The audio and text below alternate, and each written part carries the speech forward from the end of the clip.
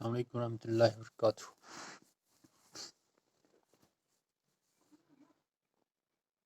The Merchant of the Venus. In the previous lecture हमने पढ़ा कि एंटोनियो एंड शाइलॉक एंड बेसानियो, ये three characters हमने इसमें पढ़े। हमने ये पढ़ा कि एंटोनियो के दोस्त बेसानियो को कुछ पैसों की ज़रूरत थी जो कि एंटोनियो के पास उस वक्त मौजूद नहीं थे, इसलिए वो अपने दुश्मन शाइलॉक के पास चला गया, उसको इंटरेस्ट देने के लिए तैयार हो।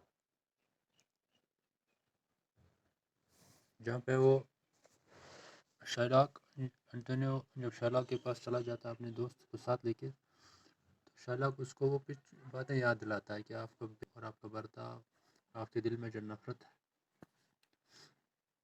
और आपने जो मेरे साथ किया है, क्या उसके एवज में मैं आपको ये पैसे दूँ। तो उससे आगे Antonio replied, I am as like to call you so again, to spit on you again and spurn you too. If you will lend me this money, lend it not to me as to a friend, but rather lend it to me as to an enemy. That if I break, you may with better face exact the penalty. Antonio ने कहा कि जो कुछ मैंने आपको कहा मैं फिर से आपको कह सकता हूँ या फिर कहूँगा, आप पे थूकूंगा, आपको लात मार सकता। अगर आपको पैसे देना है तो अपना दोस्त समझ के नहीं बल्कि अपना दुश्मन समझ के दीजिए, और अगर मैं आपको वापस ना दे सकूँ, अगर ये मुआहदा टूटा, तो आपको जितना भी जुर्माना मुझसे चाहे मैं वो देने के लिए तैयार हूँ। Why, look, you said Shylock, how you storm. I would be friends with you and have your love. I will forget the shams you have put upon me. I will supply your wants and take no interest for my money. तो Shylock ने कहा, आप ये क्यों कर रहे हो? हम आपस में दोस्त हो सकते हैं, हम एक दूसरे से प्यार कर सकते हैं, मैं सब कुछ भूल जाऊंगा जो कुछ भी आपने मेरे साथ किया, मैं आपके हर कोई ख्वाहिश पूरा कर सकता हूँ और आपसे इंटरेस्ट भी नहीं लूँगा। This seemingly kind of greatly surprised Antonio, and then Shylock, still pretending kindness, and that all he did was to gain Antonio's love, again said he would lend him the 3,000 ducats and take no interest for his money. Only Antonio should go with him to a lawyer and there sign in marriage support a bond that if he did not repay the money by a certain day, he would forfeit a pound of flesh to be cut off from any part of his body that Shylock pleased. तो ये Antonio हैरान हुआ कि ये इतना रहमदिल Shylock कैसे बना, लेकिन वो बहाने ढूंढ रहा था कि मुझे इस एंटोनियो का प्यार मिले, मैं उसके नज़दीक चला जाऊं, क्योंकि अंदर ही अंदर वो रिवेंज के लिए तड़प रहा था। तो उसने कहा कि आपको कुछ नहीं करना है, मैं आपसे इंटरेस्ट नहीं लूँगा, लेकिन खाली आपको एक पाउंड पे एक मुआहदा जो है उस पर साइन करना है, बस मैं आपसे इंटरेस्ट नहीं लूँगा। बस इसके लिए आपको मेरे साथ एक लॉयर के पास आना होगा, वहाँ पे आपको एक साइन पे बॉन्ड करना, एक बॉन्ड जो होगा उस पर साइन करना है कि अगर आपने वक्त पे पैसे नहीं दिए तो मैं आपके जिस्म का कहीं से भी गोश्त का टुकड़ा काट सकता हूँ जहाँ पे मेरी मर्जी हो। Content said, I don't know, I will sign to this bond and say there is much kindness in you. तो उसने कहा कंटेंट मीन्स मैं रेडी, मैं मुतमईन, चलो ठीक है। और एंटोनियो ने ये भी कहा कि देखो कितना रहमदिल इंसान है, इसमें थोड़ी सी रहमदिली है इस जीव में। Bassanio grew angry when he heard this. He begged Antonio not to risk his life by signing this strange bond, but Antonio was perfectly sure he ran no risk and cheerfully agreed to the penalty as soon as the bond was signed and the money taken. Bassanio left for Belmont. Bassanio को गुस्सा आया ये सुन के।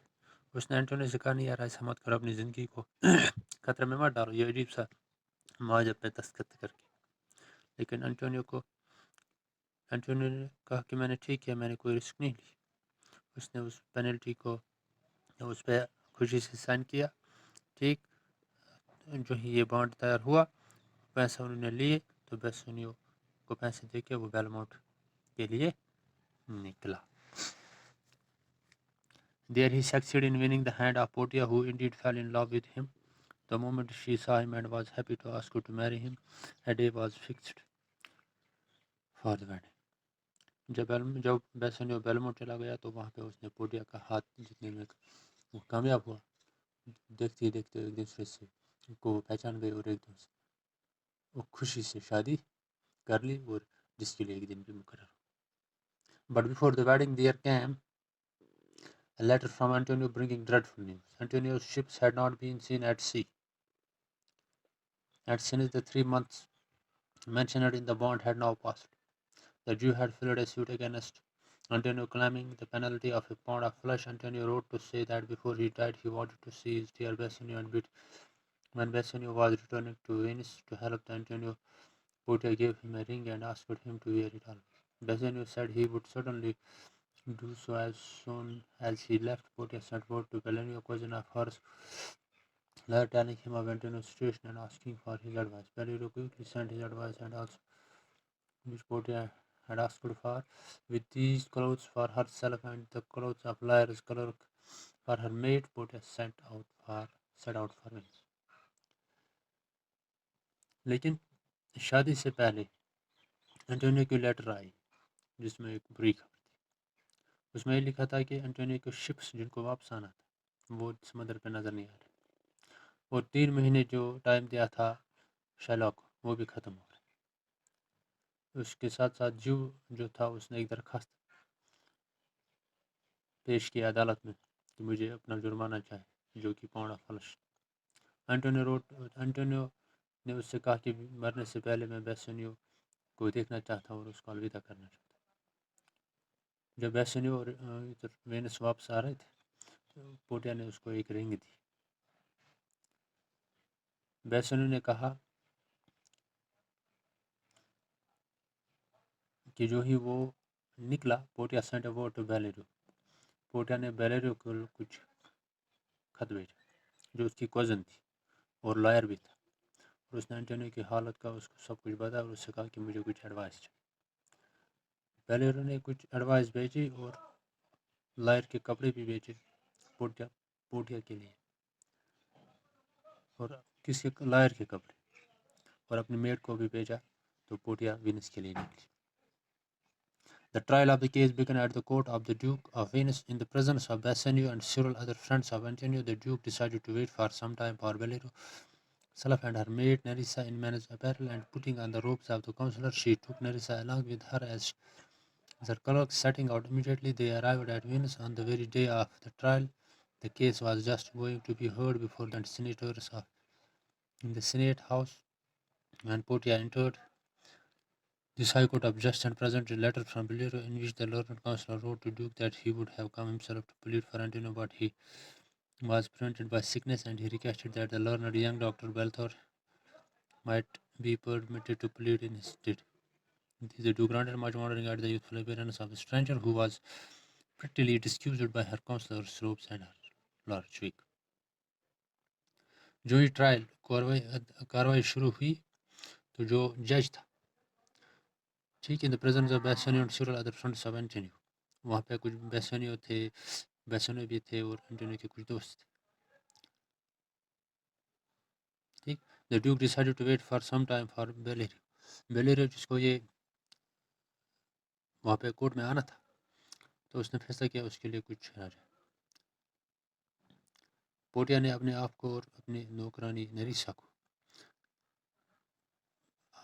आदमी के कपड़े पहन के तैयार किया और काउंसलर रोब मिनिस्ट्रेस पहना। शी टुक नरीसा और अपने साथ नरीसा को अपने कलर जैसे। जो ही वो जल्दी वेनिस के लिए निकले, जो ही केस शुरू होना था, जब पोर्टिया वहाँ पे अंदर चली गई तो उसने उसको लेटर दी जो बेलेरो ने भेजी। तो उसमें उसने उसको लिखा था कि मैं खुद आती लेकिन मैं बीमार था, इसलिए मैंने अपने बदले डॉक्टर बेल्थसर, ठीक, को भेजा, इसको इजाज़त दी जाए।